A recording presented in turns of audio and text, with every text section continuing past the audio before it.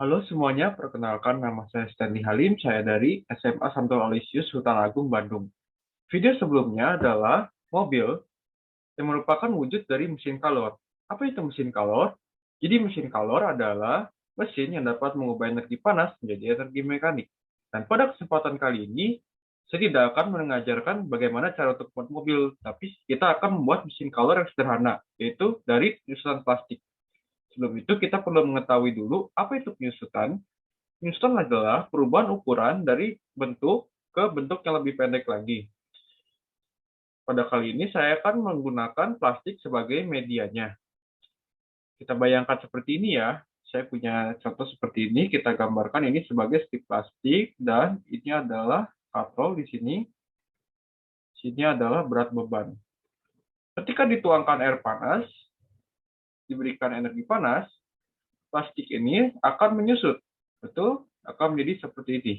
Dan tentunya ini akan tertarik ke atas. Nah, ini adalah percobaan yang nanti kita akan lakukan. Ini adalah mesin kalor, bukan?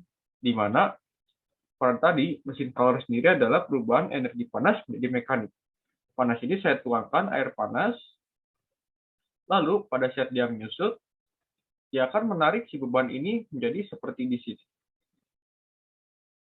Energi panas sendiri adalah energi yang berpindah dari benda yang memiliki suhu tinggi ke suhu yang rendah. Energi yang bergerak dapat dihitung dalam rumus Q sama dengan M kali C kali delta T, di mana M sama dengan massa, C sama dengan kalor jenis, dan delta T sama dengan perubahan suhu. Usaha adalah gaya yang bekerja pada suatu benda sehingga benda dapat berpindah secara suatu garis lurus. Rumus gaya sendiri adalah W sama dengan F dikali delta S, di mana F adalah usaha, M kali A, dan delta S adalah perubahan panjang. Di dalam mesin kalor sendiri dikenal dengan namanya efisiensi, di mana efisiensi adalah usaha dibagi kalor. Dan tujuan dari percobaan ini adalah mengetahui apa penghubungan antara penyusutan dengan efisiensi, dan bagaimana sih cara mendapatkan penyusutan tinggi dan efisiensi yang tinggi. Variasi yang digunakan dalam percobaan ini adalah 3 panjang strip plastik, yaitu 5 cm, 10 cm, dan 15 cm. Dua suhu yang berbeda, 160 derajat dan 200 derajat, serta 3 massa beban yang berbeda, yaitu 150 gram, 200 gram, dan 250 gram. Bahan-bahan yang diperlukan untuk melakukan percobaan yang pertama adalah catokan dan aluminium foil. Aluminium foil ini nantinya digunakan untuk melapisi catokan ini. Perlu dipastikan bahwa catokan ini memiliki pengaturan suhunya sehingga memudahkan kita. Yang kedua adalah 3 jenis plastik yang akan kita gunakan. Yang pertama ada PET, HDPE, dan yang terakhir adalah PVC. Bahan yang ketiga adalah tali rami. Yang keempat, 2 pasang penjepit. Yang kelima, botol besar yang tidak dapat bergerak. Nanti kalau diikat di sini. Yang keenam adalah gelas ukur dan botol kecil yang nantinya akan diisi oleh ini sebagai beban. Selanjutnya ada penggaris untuk mengukur perubahan panjang. Selanjutnya ada tumpukan buku dan ada tabel penyusutan untuk memudahkan kita dalam nanti mencatat. Strip plastik yang akan digunakan di sini adalah sebanyak 54 buah. 18 buah 5 cm, 18 buah 10 cm, 18 buah 15 cm. Ini untuk setiap plastik ya. Oke, setelah semua bahan telah disiapkan, kita dapat langsung melakukan percobaan. A few minutes later. Setelah semua bahan siap, sekarang kita dapat merangkai percobaannya, di mana tali rami ini mengikat penjepit dan botol besar ini. Botol besar ini bisa divariasikan oleh benda yang memiliki berat lebih dari 1,5 kg. Di sini saya menggunakan 1,8 kg. Benda ini tidak boleh bergerak selama percobaan dilakukan. Selanjutnya adalah tali rami ini diikat oleh penjepit dan satunya lagi diikat oleh beban yang nantinya juga akan divariasikan. Sebelum memulai percobaan, kita harus memastikan tinggi dari buku ini harus sama dengan tinggi dari botol ini.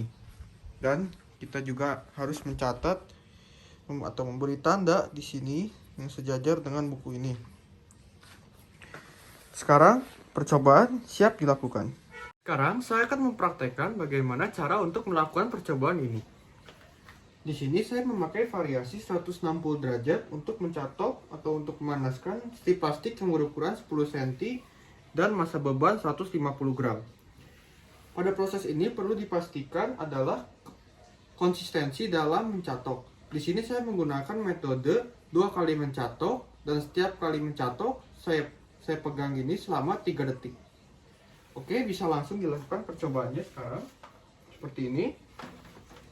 Strip plastik ini nantinya akan dijepit oleh catokan yang sudah saya lapisi aluminium. Langsung saja saya catok seperti ini. Saya jepit dan saya hitung 1, 2, 3. Saya lepas. Saya jepit lagi.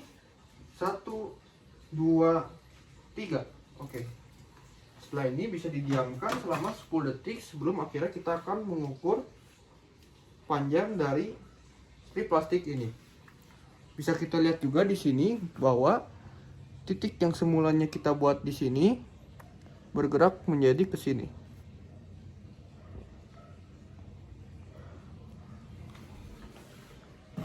Sudah itu kita dapat mencabut strip plastik ini dan mengukurnya.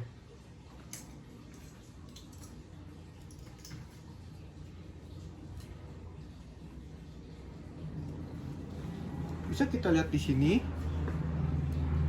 strip plastik yang awalnya berukuran 10 cm berubah menjadi 8,5 cm.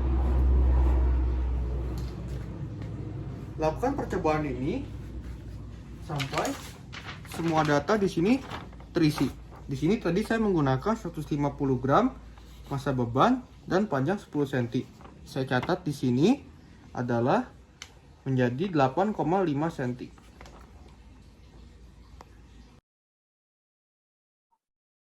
Setelah mendapatkan panjang akhir dari percobaan PET dan HDPE, selanjutnya data-data dapat diolah untuk mencari yang pertama perubahannya dulu dengan cara panjang awal dikurangi panjang akhir, lalu dirata-ratakan. Lalu kita dapat mencari efisiensi dengan cara mencari informasi tentang usaha dan kalor. Usaha sendiri memiliki rumus W sama dengan F kali delta S, di mana F sama dengan gaya yang memiliki rumus F sama dengan M kali A. M di sini adalah massa beban dan A di sini adalah percepatan 9,8. Lalu bisa dapat usahanya. Lalu kalor didapat dari rumus Q sama dengan M kali C kali delta T. M adalah massa dari strip plastik di sini sudah dikonversi dalam kilo dan ini dihitung dari timbangan digital yang memiliki akurasi 0,01. Dan C di sini adalah kalor jenis, kita menggunakan kalor jenis PET ya, karena di sini PET 1030 Joule per kilogram. Delta T di sini adalah perubahan suhu. Perubahan suhu di sini adalah 135 Kelvin. Didapat dari 160 ditambah 273. Lalu suhu udara 25 ditambah 273. Lalu 433 dikurangi 298 jadi 135. Lalu kita dapat membuat semuanya sampai bawah termasuk HDPE-nya dan dapat membuatnya dalam diagram batang untuk memudahkan kita mencari kesimpulannya. Sekarang saya akan membahas tentang perbandingan penyusutan dan efisiensi antara PET dan HDPE. Bisa terlihat di sini pada penyusutan pada PET jauh lebih besar daripada HDPE. Selain itu, yang mempengaruhi besarnya penyusutan yang pertama adalah suhu. Semakin tinggi suhunya, maka akan semakin tinggi juga penyusutannya. Bisa diambil contoh seperti ini, yang ini, dan yang ini. Bisa terlihat jelas ya perbedaannya, jauh lebih besar. Yang kedua adalah semakin panjang strip, maka penyusutannya juga akan semakin besar. Kita ambil contoh yang ini. Terlihat jelas ya, di sini cuma beda panjang stripnya doang. Dan yang ketiga adalah semakin ringan massa bebannya, maka penyusutannya akan semakin besar. Kita ambil contoh yang Nih, catatan ini lebih besar ya, karena dia masanya lebih kecil daripada masa ini. Lanjut pada efisiensi. Pada efisiensi di sini,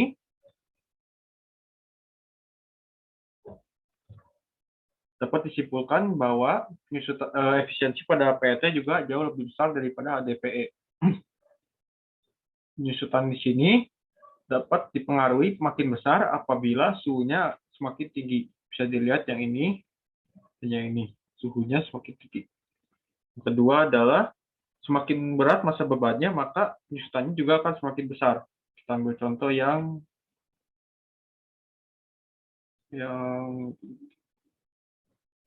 ini. Bisa dilihat di sini ya. Cuman beda. Ini ada beda masa bebannya. Kesimpulan yang diperoleh dari praktikum yang telah saya lakukan adalah, yang pertama, penyusutan dan pemuaian jauh lebih besar PET daripada DPE. Yang kedua adalah plastik mika tidak menyusut, melainkan dia memuai. Yang ketiga, penyusutan akan bertambah besar apabila strip semakin panjang, masa beban semakin ringan, dan suhu semakin tinggi.